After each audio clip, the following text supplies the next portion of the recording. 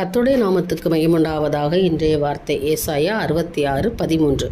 ஒருவனை அவன் தாய் தேற்றுவது போல நான் உங்களை தேற்றுவேன். எனக்கு அருமையானவர்களே, தேற்றரவாளன் இன்றைக்கு உங்களை பார்த்து சொல்கிறார், நான் உன்னை தேற்றுவேன், உனக்கு ஆறுதலை கொடுப்பேன். மகளே, நீ கலங்கி கொண்டிருக்கல, யாருமே எனக்கு உதவி செய்யலை, எனக்கு யாருமே ஆறுதல் சொல்ல இல்லை, என் குடும்பத்தில் சமாதானம் இல்லை, நான் ரொம்ப மனக்கவலையில் இருக்கேன்னு சொல்கிறீங்களா? தாய் தேற்றுவது போல என் தேவன் உங்களை தேற்றுகிறவராக இருக்கா. நான் உன்னை அரவணைத்து முத்தமிடுவேன், என் அன்பின் கரத்தினால் உன்னை மூடி மறைத்து கொள்வேன் என்று கர்த்தர் சொல்லுகிறார். அதனால் பயப்படவும் கலங்கவும் வேண்டாம். ஆண்டவர் உங்களுக்கு போதுமானவராக இருக்கிறார். யார் கைவிட்டாலும் என் தேவன் கைவிடாத தேவன் உங்களை நடத்துவார், மரண பரியந்தம் அவர் நடத்துவார்.